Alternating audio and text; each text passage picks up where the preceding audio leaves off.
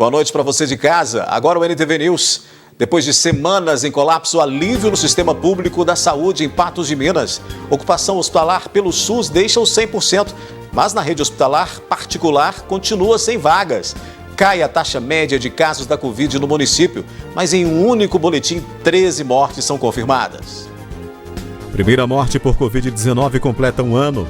Desde o óbito de José Paulino, em Patos de Minas, mais 23.787 morreram, conforme o boletim mineiro. Em Presidente Olegário, vacinas vão ao lixo. 1.300 doses contra a Covid estragam depois de apagão.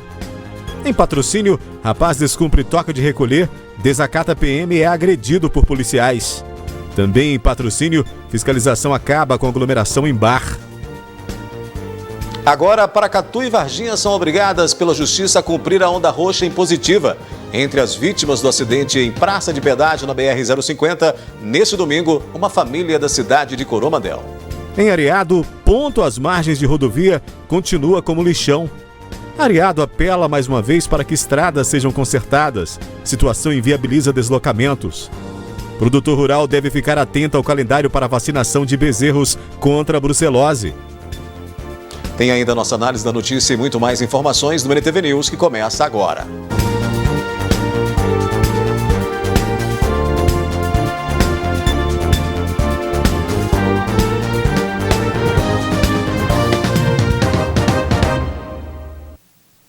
Quase 2 meses e meio depois do início da vacinação contra a Covid-19 no Brasil, nem 10% da população foi vacinada. O ritmo lento aumenta a angústia, pois os números seguem em disparada. Mais 5 milhões de doses foram entregues pelo Instituto Butantan nesta segunda-feira para aumentar a quantidade de pessoas imunizadas. Em Presidente Olegário, 1.300 doses contra a Covid que estavam na geladeira terão que ir para o lixo depois de um apagão. Dona Rita, de 73 anos, foi uma das vacinadas na manhã desta segunda-feira em Presidente Olegário. Feliz da vida, a idosa acordou cedo e foi tomar a primeira dose da Coronavac. Com orgulho, ela fez questão de mostrar o braço e o comprovante de vacinação. Graças a Deus. Eu agradeço a Deus, né? E peço a Ele que dá tudo certo. E para todo o nosso Presidente Olegário que Jesus põe a mão e acaba com essa doença que está muito ruim, né? A Dona Rita foi uma idosa que, digamos, teve sorte. Isso porque outros idosos do município de quase 19 mil habitantes que fica no Alto Paranaíba podem sofrer com um atraso na campanha de vacinação. 1.300 doses que estavam estocadas nesta câmara fria ficaram sem refrigeração de sábado até amanhã desta segunda-feira e não podem mais ser usadas pela Secretaria de Saúde do município. Uma remessa de 320 unidades para aplicação de segunda dose também foram perdidas, sem contar outros medicamentos e doses de outras vacinas de rotina. Quando o pessoal da equipe da epidemiologia chegou pela manhã, ela estava desligada, então de imediato a equipe já optou pela verificação da temperatura, a qual estava acima do permitido, né, que é entre 2 e 8 graus.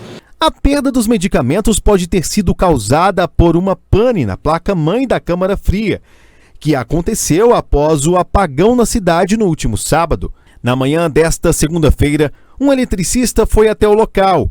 A Polícia Militar registrou um boletim de ocorrência e a Polícia Civil fez uma perícia no local.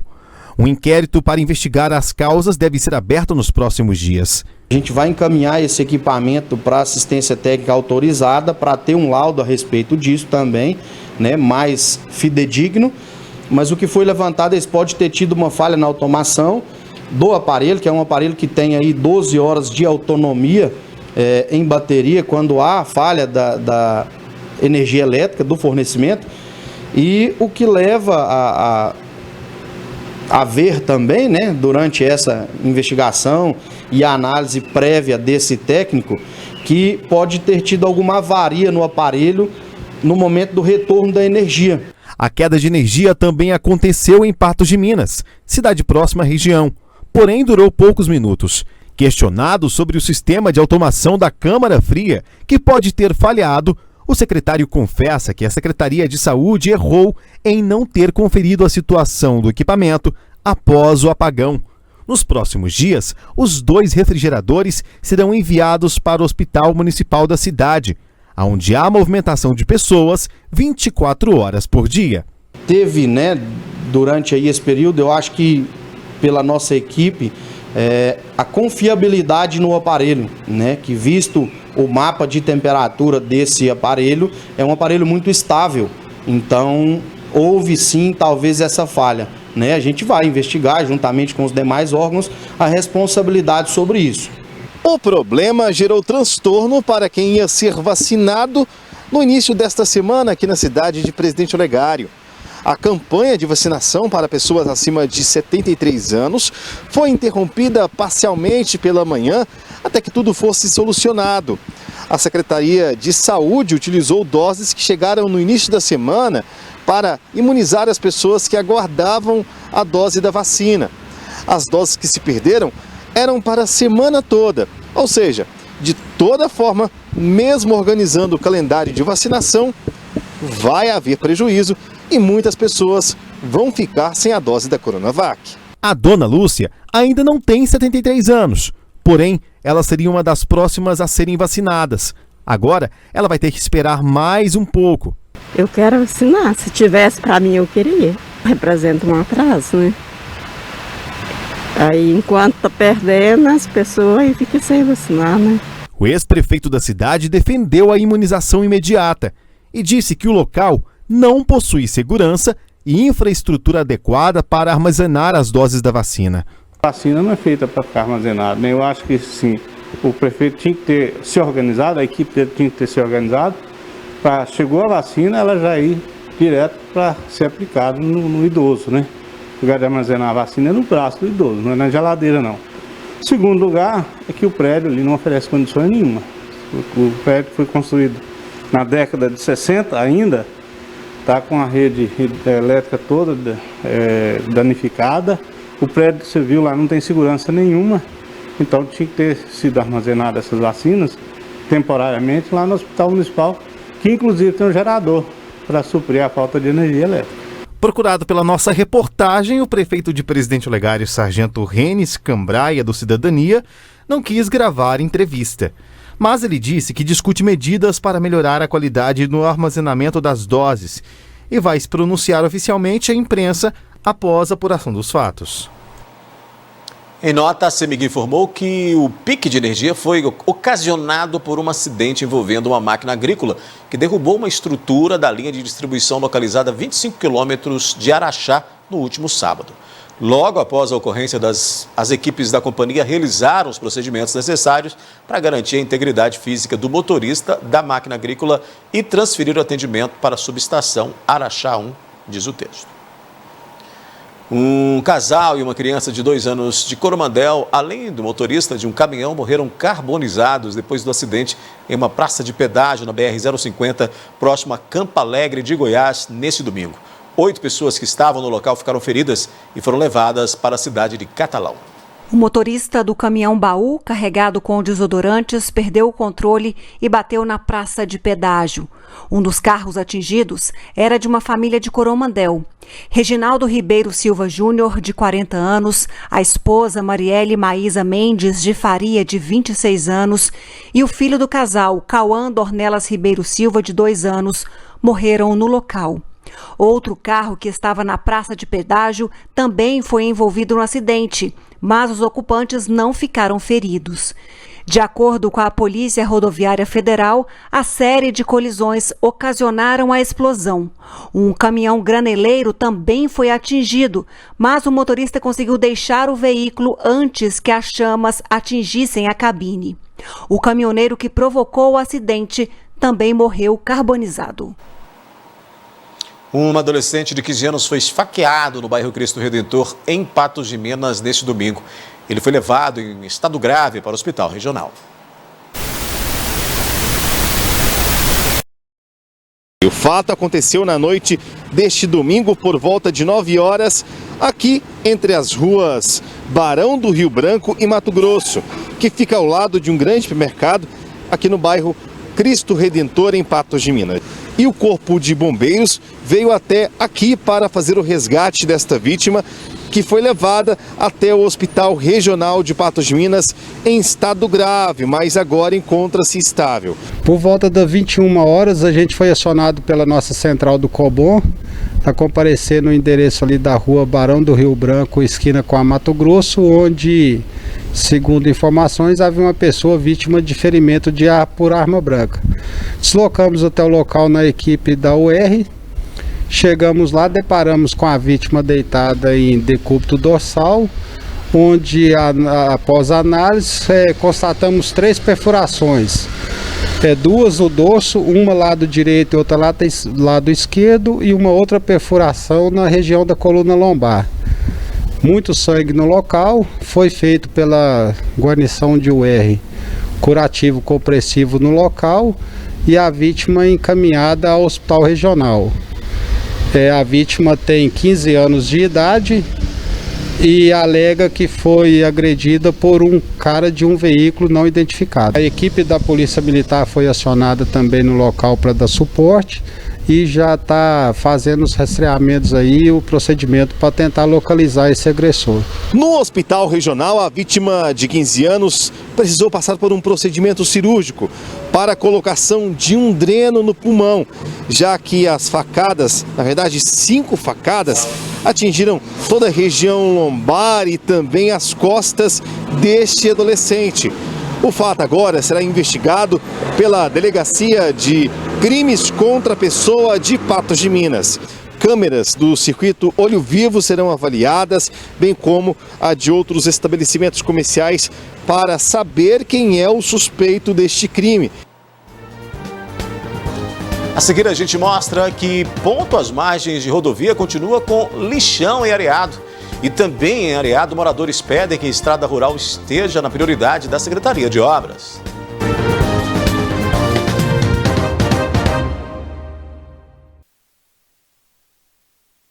E rodovias na região no foco das reclamações. Em Areado, os moradores insistem para que a solução chegue, pois como está o deslocamento é um desafio. Os problemas nas estradas rurais e rodovias da região de Areado não param. Nas estradas rurais da região, alguns trechos estão instáveis. A quantidade de buracos tem gerado transtornos aos motoristas e moradores que passam por ali.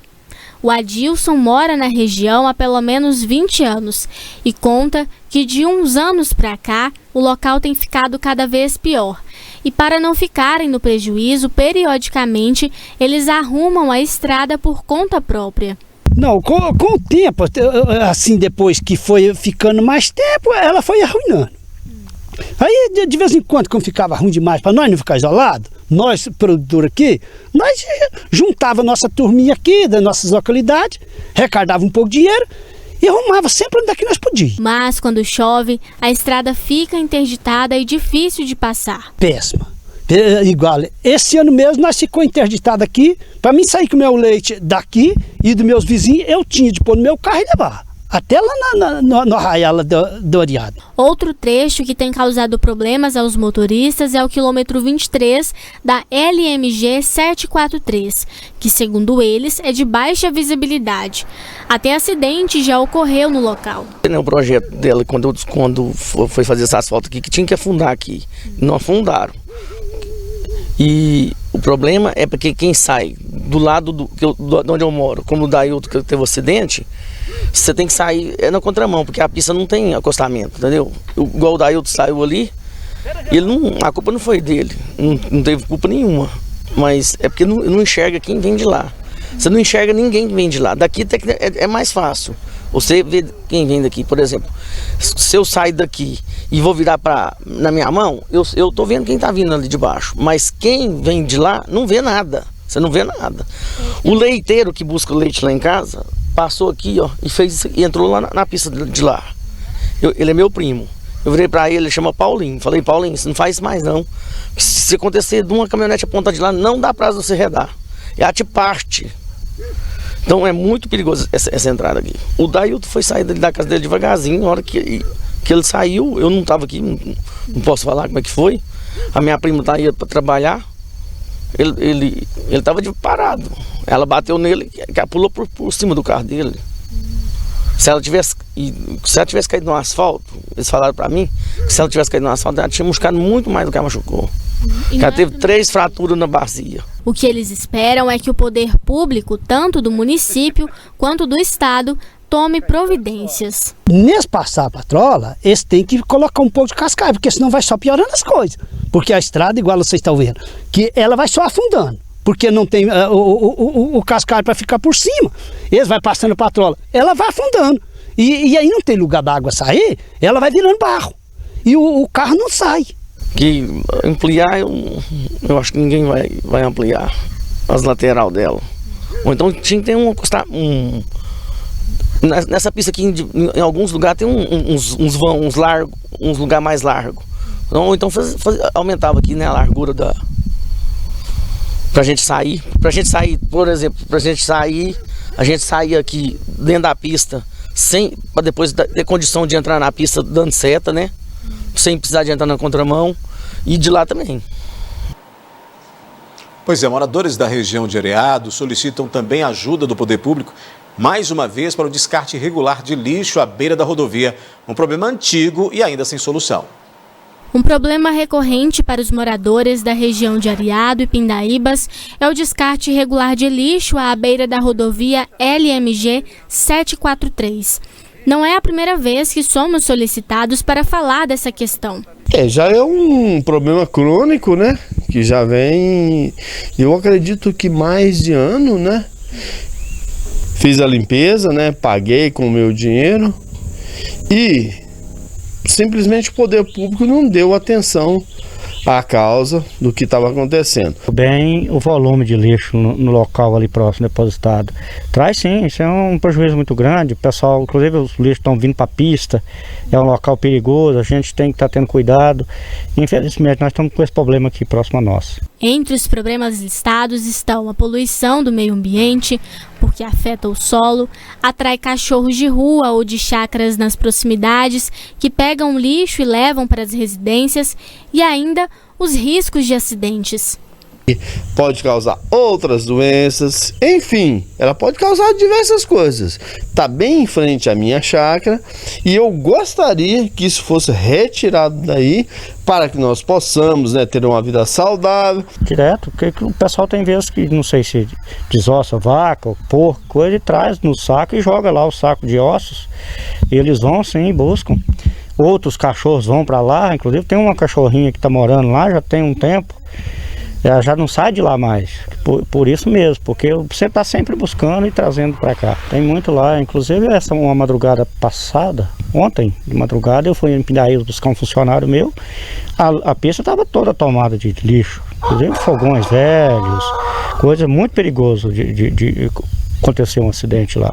Os moradores pedem que mais uma vez a prefeitura tome iniciativa a respeito da situação, pois conforme já relatado pelo DR em reportagens anteriores, a parte de coleta de lixo é responsabilidade da prefeitura de cada município. Não estou entendendo por que aquilo ali virou referência de depósito de lixo, porque não tem nada, né, ali próximo que traz com que o pessoal venha fazer isso, depositar naquele local. Mas como eu já estou vendo, parece que não resolve a solução, que já é um problema mais antigo, que não tem uma solução assim de imediato, eu acho que a prefeitura deveria colocar no mínimo uma telecaçamba, algo lá, para melhorar isso, para poder, né, pelo menos amenizar a situação, para ver o que pode ser feito, porque talvez esteja depositado em uma caçamba, possa, né, tirar um pouco do risco desses animais que estão ali próximos e ajudar um pouquinho a gente, que se não é muito complicado isso para a prefeitura fazer. É necessário que as autoridades procurem fiscalizar para que multe as pessoas que estão descartando lixo naquele local, que ali não é um local de descarte de lixo. A Prefeitura de Patos de Minas ainda não respondeu ao jornalismo da NTV sobre essa questão ou quando irá consertar as estradas rurais em Areado. A seguir, Copasa alerta para o uso correto da rede de esgoto para evitar problemas com entupimentos. E o produtor rural deve ficar atento ao calendário para vacinação de bezerras contra a brucelose. Os produtores rurais têm até 30 de junho para vacinar o rebanho contra a brucelose em Minas Gerais. A vacinação é obrigatória e deve ser cumprida todo ano a cada semestre. As fêmeas, bovinas e bubalinas entre 3 e 8 meses devem ser imunizadas contra a brucelose. A vacinação do rebanho em Minas Gerais é acompanhada pelo IMA e o órgão alerta que a dose deve ser realizada por um veterinário ou por um vacinador, mas sob responsabilidade do profissional. A venda da vacina contra a brucelose também só é permitida mediante a apresentação do receituário. A imunização é obrigatória e deve ser declarada ao IMA. O produtor que descumprir a determinação e não vacinar o rebanho é multado em quase R$100 por bezerra.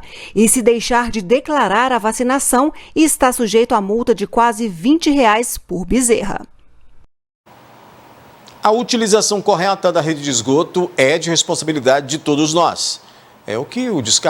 Aquele chamado descarte incorreto causa problemas na estrutura e uma série de problemas como o retorno do esgoto para dentro das residências. Desde 2009, a Copasa presta serviço de esgotamento sanitário em Patos de Minas. Atualmente, 90% do esgoto produzido na cidade é tratado. Diariamente, são tratados mais de 23 milhões de litros de esgoto, o que beneficia mais de 135 mil pessoas. A utilização incorreta da rede afeta o serviço prestado, pois isso causa transtornos na operação. Jogar lixo em ralos e vasos, por exemplo, causa obstrução nas tubulações. Com isso, o risco de rompimento dos canos e de retorno do esgoto dentro dos imóveis se torna maior. Além disso, as ligações clandestinas de água pluvial no sistema de esgotamento também pode provocar estouros nas estruturas, deslocamentos de tampas dos postos de visita e, consequentemente, acidentes. Logo, fazer a utilização correta da rede é fundamental para garantir maior eficácia no serviço de esgotamento sanitário realizado na cidade. Já aqui no News, depois de semanas em colapso, alívio no sistema público de saúde em Patos de Minas. Ocupação hospitalar pelo SUS deixa os 100%, mas na rede particular, 100 vagas. Cai a taxa média de casos no município, mas em um único boletim, 13 mortes são confirmadas. E primeira morte por Covid-19 completa um ano em Minas. Uma das primeiras no estado foi de José Paulino, em Patos de Minas. Hoje faz um ano da primeira morte por Covid-19 confirmada em Minas Gerais. De lá para cá, foram mais 23.788 vidas perdidas para a doença. E enquanto acompanhamos a vacinação ainda lenta, vemos a tragédia bater recordes todos os dias. Ao longo de um ano, o governo estadual sempre ressaltou que Minas tinha a menor mortalidade por 100 mil habitantes entre os estados brasileiros. A situação do estado foi mudando ao longo do tempo. Houve semanas em que tivemos aumento das mortes e em outras semanas tivemos diminuição. Mas olhando os dados de hoje, percebemos claramente que estamos vivendo a pior fase da pandemia. Em julho do ano passado, quando o estado atingiu 1.000 mortes, os registros em 24 horas não passavam de 50. Hoje, depois de mais de 20 mil vidas perdidas, esses registros já atingiram 3 dígitos. Depois de um platô no terceiro trimestre de 2020, o número de casos e mortes desacelerou no estado e voltaram a subir no fim do ano passado. A curva de mortes em Minas está cada vez mais vertical. A marca de 1.000 mortes foi atingida pouco mais de 3 meses depois do primeiro óbito. Para chegar a 2.000 mortes, foram necessários só 19 dias. Para dobrar esse número e passar dos 5.000 óbitos, precisou apenas de um mês. Após a desaceleração dos casos, o estado atingiu a marca de 10.000 mortes em novembro. E para dobrar essa triste marca, foram necessários pouco mais de 3 meses. Isso foi no dia 11 de março de 2021. O gaúcho Isaac Schwarzhaupt é cientista de dados e costuma apresentar análises no Twitter. No caso de Minas Gerais, a explosão do número de mortes era esperada e, segundo ele, ainda demora para ser revertida. Essa doença ela tem uma transmissibilidade alta o suficiente para gerar uma curva exponencial. Né? Uma curva exponencial quer dizer o quê? Que ela gera crescimento em cima do crescimento. Ou seja, é uma redundância, mas o crescimento cresce. Tu deve ter notado que de janeiro para fevereiro a velocidade que as mortes aumentaram foi uma coisa que praticamente nem deu para ver, né? Foi coisa de semanas, as mortes aumentaram de forma exponencial simplesmente porque a gente deixou a transmissibilidade da doença acontecer. A explosão mórbida que vem sendo observada desde o fim do ano passado tem muito a ver com variantes e principalmente com o relaxamento da população. Para a médica infectologista, o maior erro é achar que a Covid é fatal só para os idosos. A gente tem observado que existe um número maior de pacientes chegando ao CTI. A gente tem observado que os pacientes que chegam ao CTI não são mais aqueles pacientes idosos. Hoje, em torno de 60% dos pacientes internados no CTI têm entre 20 e 50 anos. Isso não significa que o vírus agora prefere pessoas mais jovens. Significa, em grande parte, é que os idosos aprenderam que eram um alvo e passaram a se proteger mais, e os jovens que sempre acharam que não tinham nada, que não iam ter nada, só iam perder o olfato, passaram a se expor de uma forma muito mais descuidada. Depois de uma tragédia familiar, Maíra tem a real dimensão do castigo que a Covid impõe. Em junho do ano passado, temeu pela própria vida no leito de hospital.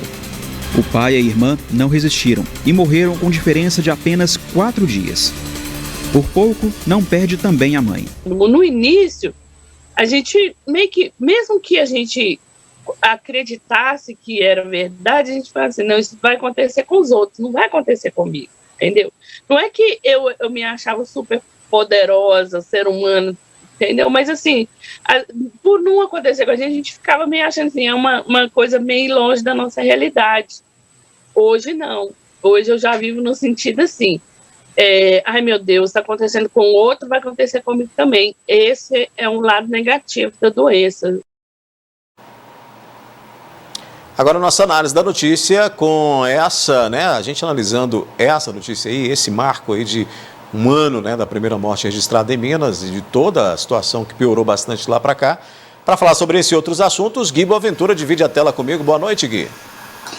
Olá, Daí. Boa noite para você, boa noite ao nosso telespectador. O Gui, uma das primeiras vítimas de Minas Gerais e a primeira de Patos de Minas foi o senhor José Paulino. Tem até a foto dele aí para a gente prestar essa homenagem, né? Ele foi internado em um hospital particular do município e não resistiu às complicações da Covid-19.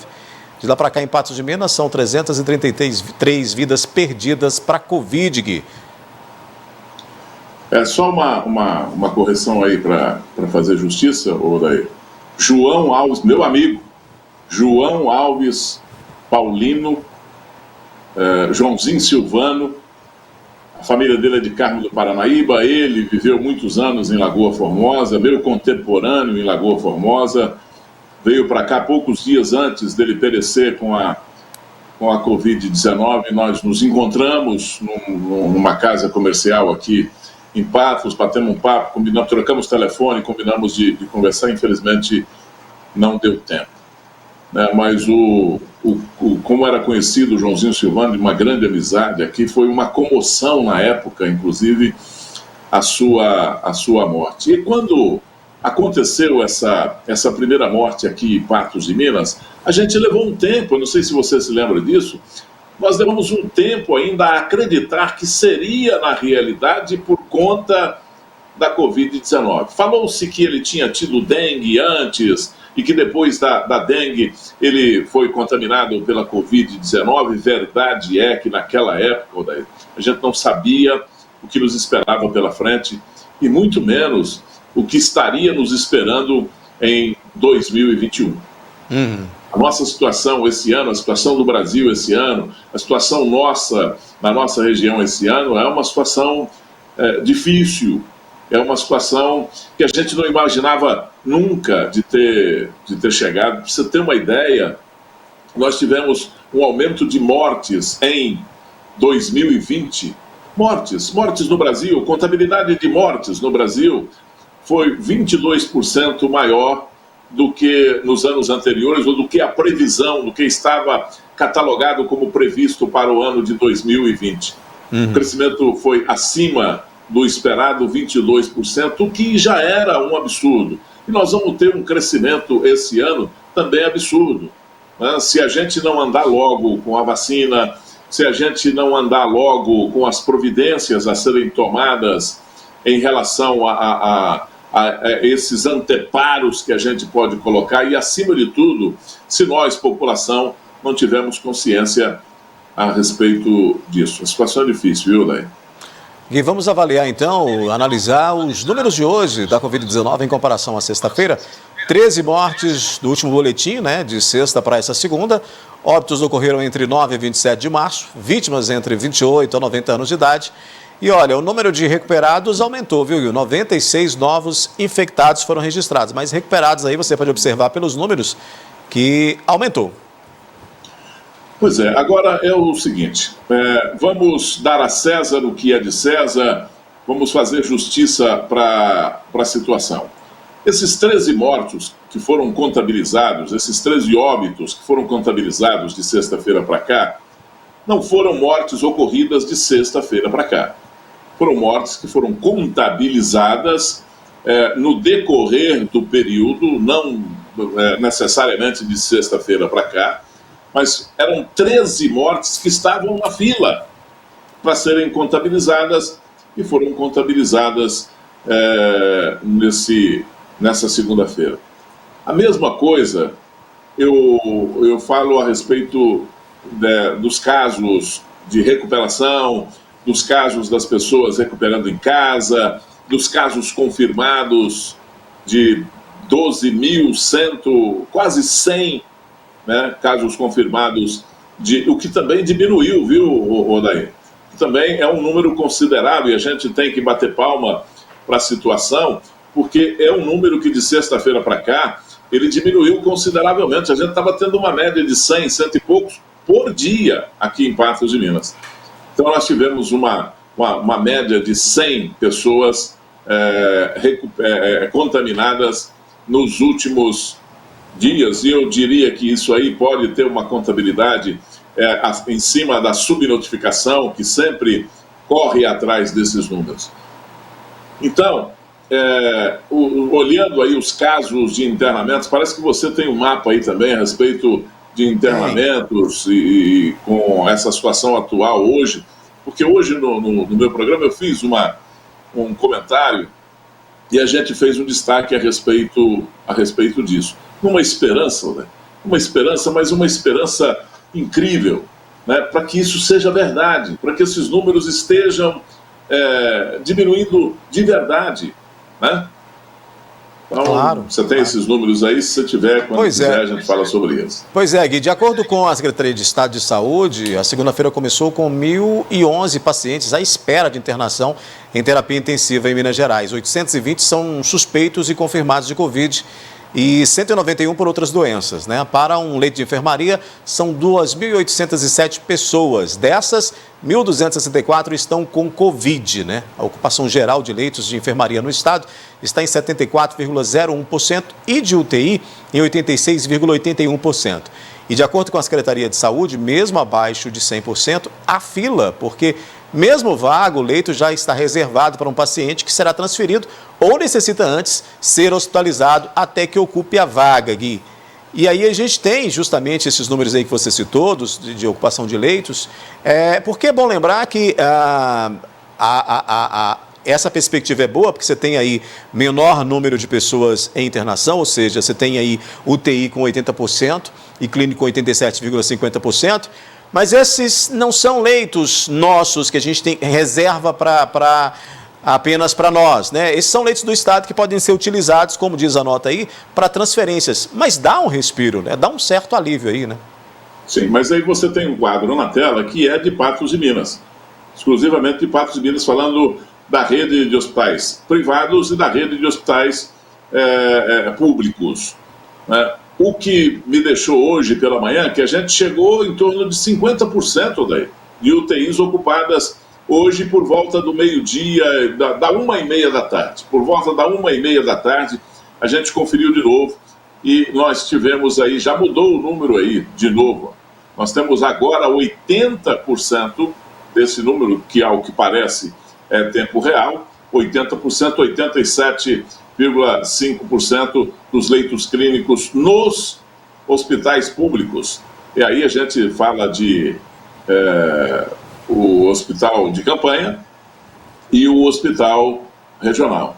se você somar tudo, nós ainda temos um percentual muito alto em relação às pessoas que estão internadas nas duas redes, na pública e na privada, né, com leitos clínicos passando dos 200% e os leitos de UTI passando de 100%. Ainda é uma situação que preocupa. Hoje eu falei o seguinte: torço para que esses números se concretizem, para que realmente tenhamos uma queda real nessa ocupação de leitos, o que vai nos dizer, Odair, que está certo o governo do estado e que está certo também o governo municipal em fazer essas paralisações, fechar onda roxa, onda não sei o que, onda preta, sei lá que onda, proíbe venda de bebida alcoólica, porque isso tem que trazer resultado.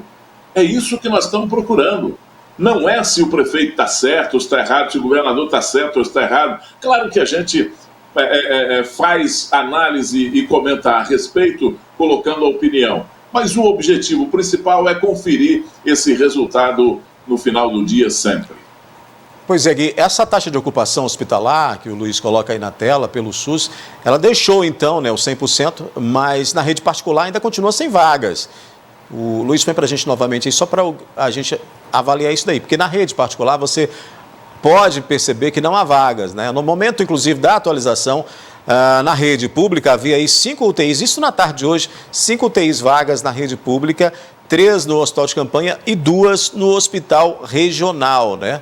E o que a gente quer dizer com isso? Que há um alívio, mas há também uma preocupação que se mantém com esses números aí, Gui.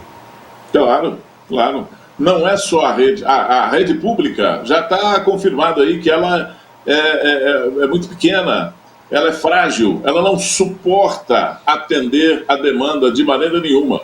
Então, se a rede que é suporte, que é a rede de hospitais privados, está superlotada, a gente não pode acreditar muito nessa questão aí da diminuição de leitos de internados, tanto em clínicos quanto em UTI na rede pública. Gui, vamos fazer uma paradinha rápida aqui na análise. Na sequência, a gente conversa ao vivo com o secretário de Trânsito e Transporte de Patrocínio, né? Aliás, Patrocínio, a gente tem outros materiais de lá, porque um rapaz descumpriu um toque de recolher este fim de semana, desacatou a PM e o caso terminou em agressão. E vamos falar também da fiscalização efetiva que acabou com a aglomeração em bar lá na cidade.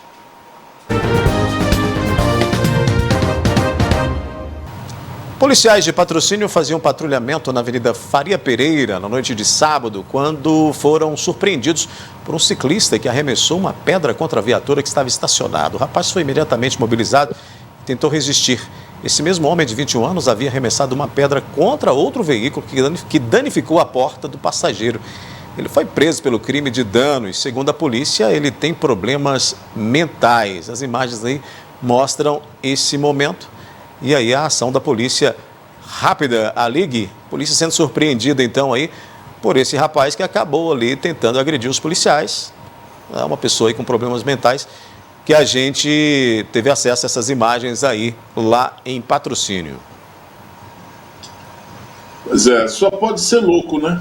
Uma pessoa que faz uma coisa dessa aí, vai de encontro com a força policial, chega agredindo. Como é que eu vou falar que a polícia não deve usar a força numa situação dessa? Como é que eu vou falar que o policial está errado em proteger o patrimônio público, em proteger a sua integridade? Porque o policial, naquela hora ali, é um ser humano e ele não sabe o que está vindo junto com aquela pedrada. E se esse rapaz está armado e saca de uma arma e agride os policiais? É um negócio completamente louco, sem medida. Os policiais tiveram que usar a força, tem que usar mesmo. Eu sempre falo o seguinte, ó, o policial tem cacetete, agora não chama cacetete mais, né? Agora chama tonfa. Arranjaram um nome mais pomposo para madeira de dar em doido, né? Então, agora é tonfa. Arranjaram a tonfa, e o policial anda com a tonfa, anda com a arma na cintura, é para usar. É claro que ele tem que saber a hora certa, ele tem que saber a medida certa para usar. Eu acho que nesse caso aí eles souberam até usar na medida certa, viu, Odair? A gente vai falar de patrocínio novamente daqui a pouquinho, Gui, porque mais prefeitos mineiros foram acionados na Justiça pela Advocacia Geral do Estado, né, para seguir as medidas impositivas da Onda Roxa. O Tribunal de Justiça de Minas Gerais reformou a decisão dos juízes das comarcas de Varginha, no sul de Minas, e de Paracatu, no Alto Paranaíba, para que os gestores obedeçam às regras estabelecidas aí pelo governo de Minas. Os prefeitos disseram que agora seguirão as restrições impostas, mas aí, Gui, só por força de lei. Pois é, sabe, é exatamente o contrário daquilo que nós sempre pedimos, né? É exatamente o contrário daquilo que a gente sempre pregou. Nós precisamos ter liderança. Nós precisamos de um governador que lidere, que não reúna com meia dúzia de pessoas dentro do seu gabinete e decida a sorte de 853 municípios. E eu digo o seguinte, muitos deles ele não conhece. Muitos deles, desses 853 municípios, ele nunca foi. Nem antes na campanha, nem depois de governador, que é governador. Então ele não conhece, ele não sabe a realidade. E aí faz uma coisa impositiva, provoca essa reação dos prefeitos, que por um lado também querem fazer a sua política no seu município, aproveita que o decreto é do governador, ele não tem responsabilidade com aquilo, diz que é contra, e aí faz média também com o comércio. Não era para estar agindo desse jeito, era para estar, sabe, para ter feito uma convenção, era para ter falado. Hoje é tão fácil falar, eu não estou falando com você fora do estúdio aqui, a gente não está falando com quantas pessoas nós estamos falando agora, através da TV. Por que não se faz? Mas reuniu 853 municípios, não tem problema.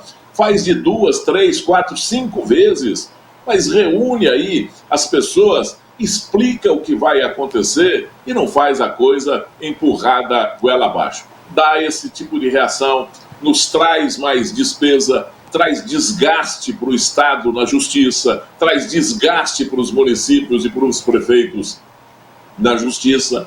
Não é isso, sabe? Falta de conversar, falta de liderar.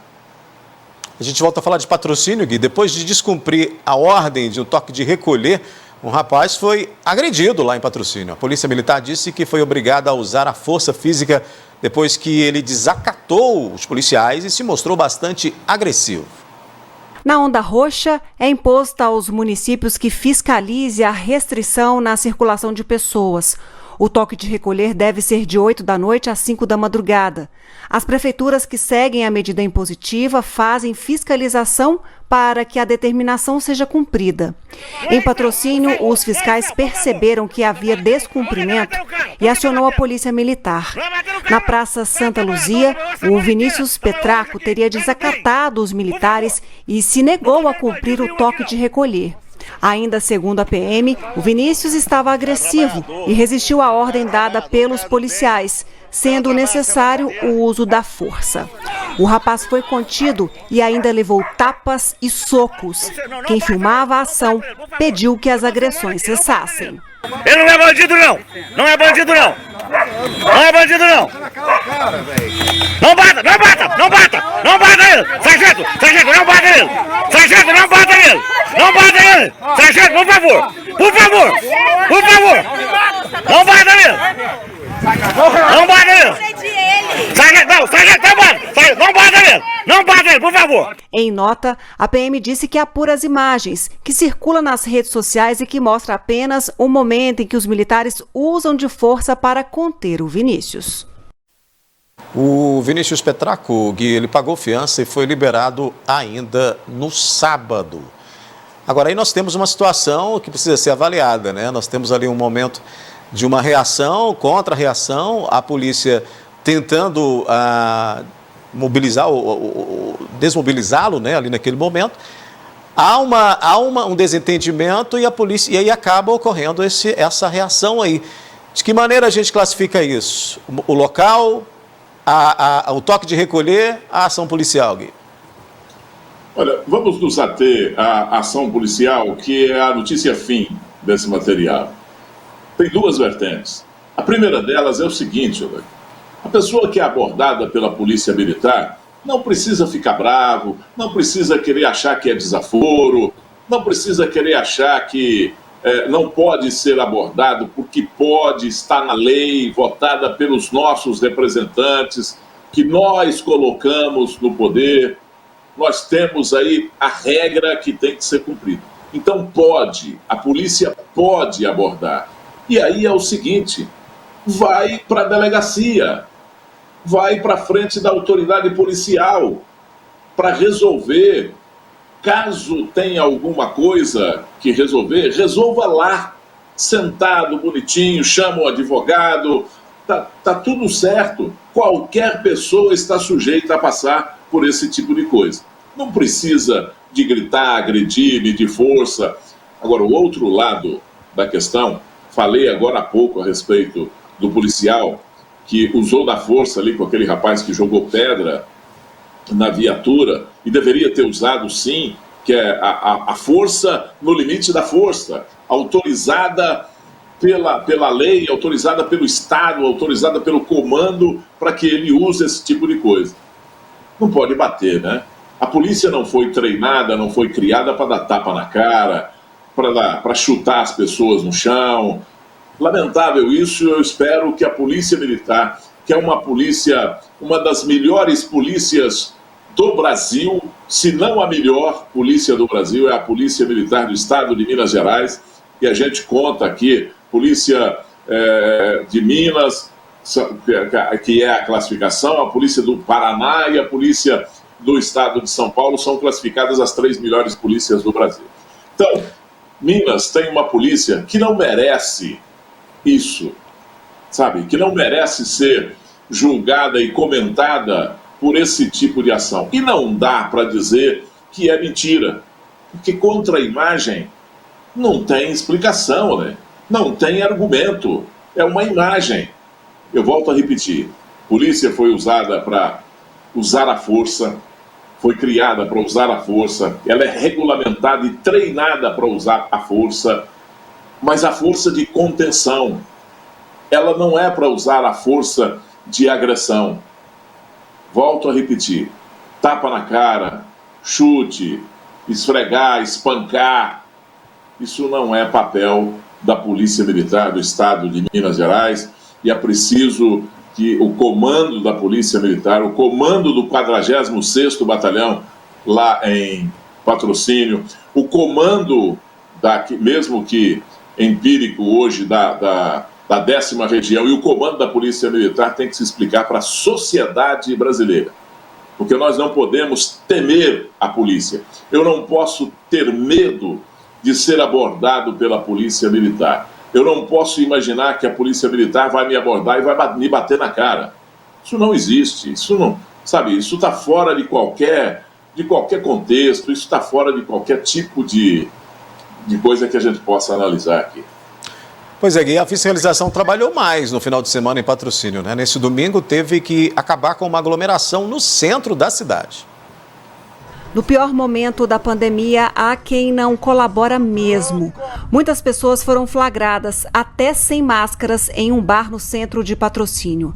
Mas logo os fiscais, com o apoio da Polícia Militar, chegaram ao local e acabaram com a aglomeração. Pois é, a fiscalização em Patrocínio tem atuado de perto para que as medidas restritivas sejam cumpridas, né? A gente conversa, Gui, mais com o secretário de Trânsito e Transporte, Danilo Pereira. Secretário, boa noite. Fiscalização é só mediante denúncia? Como é que funciona? Não, boa noite. Todas as nossas fiscalizações, elas são realizadas no dia a dia, também quando nós recebemos as denúncias. Mas nós temos no nosso trabalho um serviço de fiscalização, onde os nossos fiscais rodam pelas ruas de Patrocínio com o objetivo de identificar eventuais aglomerações. Muito bem. Como é que é esse trabalho, secretário? Como é que tem sido? Porque aí o cidadão, ele vê e ele atua e denuncia, né? Sim, nós temos um canal de denúncia através do WhatsApp, onde nós também recebemos essas denúncias, mas no dia a dia nós promovemos uma fiscalização primeiramente preventiva, com base em orientações para que as pessoas não se aglomerem. E esse trabalho ele é feito tanto no perímetro urbano quanto no perímetro rural. No caso que você acabou de colocar com relação ao estabelecimento na data de ontem, nós nos deparamos em uma fiscalização com essa lamentável situação para um período de pandemia em que nós estamos vivendo. De imediato, nossos fiscais adotaram ali todas as medidas cabíveis, considerando inclusive a gravidade do fato, onde esse estabelecimento sofreu uma penalidade de multa de 10 UFMs e também teve o seu alvará de funcionamento suspenso. Gui Boaventura. O que seria essas 10 UFMs, ô secretário? Unidade fiscal do município. Cada UFM custa hoje R$ 427. Então nós estamos falando de uma penalidade de multa superior a R$ 4.000. Ah, sim. R$ 4.000, né? Porque uma penalização de R$ 400 não fecha porta nenhuma. Agora, o que me preocupa, ô secretário, o que é que está fazendo aí a sua pasta, o secretariado do prefeito, o próprio prefeito Deiró Marra, porque muito antes dessa ação de fechamento de uma casa com aglomeração, de fechamento de uma festa, muito antes disso é preciso ter uma liderança atrás disso do poder público e logo em seguida, depois dessa liderança, uma fiscalização. Como é que vocês exercem essa liderança? Que tipo de comunicação fazem com a população de Patrocínio para que, por convencimento, não aconteça a aglomeração? Pois bem, nós temos a liderança central, que é o nosso prefeito municipal, que toma as suas decisões, primeiro com base nas informações, nas orientações que são prestadas, que são apresentadas pelo próprio Comitê de Enfrentamento à Covid. Em decorrência disso, nós alinhamos diretrizes, protocolos de ação com relação às fiscalizações. Junto com todo esse trabalho, nós também promovemos a orientação da população através da mídia de rádio, através do canal de mídia social do próprio município, onde primeiramente nós levamos as informações até o cidadão patrocinense, mostrando para ele, inclusive, os riscos da exposição em decorrência da Covid. E junto com todo esse trabalho, nós fazemos as fiscalizações, aplicando essas medidas pedagógicas com o fim de evitar as aglomerações e, com isso, evitar com que as pessoas adoeçam. De comunicação, secretário, o senhor vai concordar comigo que é a atitude mais importante do governo nesse momento, porque vai conduzir a população, vai levar a população, investimento em mídia, não sei que tipo de mídia que deve ser investido, qualquer uma, carro volante na rua, panfleto, mas é preciso que essa liderança seja exercida por convencimento, porque se não for por convencimento, as pessoas não obedecem, secretário. Sim, inclusive desde o início da pandemia, nós estamos realizando reuniões por segmento. No início da pandemia, os estabelecimentos nós tivemos o maior número de queixas recorrentes, inclusive foram os estabelecimentos bancários que geraram muita aglomeração em decorrência do pagamento do auxílio emergencial. Em decorrência disso, nós nos reunimos com os gerentes bancários, inclusive com os proprietários de casas lotéricas, com o fim de estabelecer diretrizes e estreitar a comunicação com essas pessoas. Junto com eles, periodicamente, nós estamos fazendo reuniões, obviamente respeitando todas as medidas de segurança com relação à Covid, também com os comerciantes de Patrocínio, trazendo eles para o lado do município para que estas ações de orientação elas ganhem força, de modo que as penalidades elas somente são aplicadas em último caso para aquelas pessoas que realmente não querem seguir as orientações, as determinações impostas pelos decretos municipais. Só para finalizar aqui a minha participação nesse bate-papo aqui, extremamente interessante aí, com o secretário Danilo, eu queria só fazer uma pergunta, uma colocação e uma pergunta, o secretário. Um dos pontos mais nevrálgicos de toda essa situação aqui, aliás, 2 pontos, né, seriam as casas lotéricas e bancos e o transporte coletivo. Como é que isso está sendo tratado aí pela administração em Patrocínio? Todos os segmentos que implicam uma maior demanda da população e com isso nós tenhamos aí a possibilidade de uma aglomeração, nós temos procurado se reunir com os representantes dessas empresas, inclusive do próprio transporte coletivo e também dos hipermercados da nossa cidade. A recepção com relação a essas reuniões, nós estamos registrando um balanço positivo nestas ações. E em decorrência disso, nós temos aí comerciantes mais conscientes e que estão aderindo ao enfrentamento da Covid.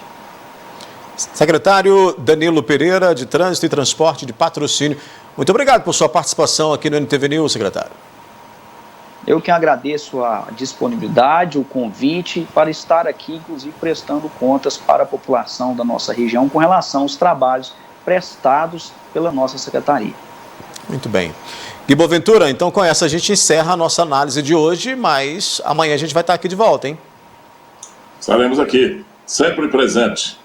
Um abraço para você. Obrigado aí pela atenção. Tenha uma boa noite todo mundo. Ok, outras notícias você acessa o portal patujá.com.br. Amanhã o NTV News volta às 19 horas. Até lá.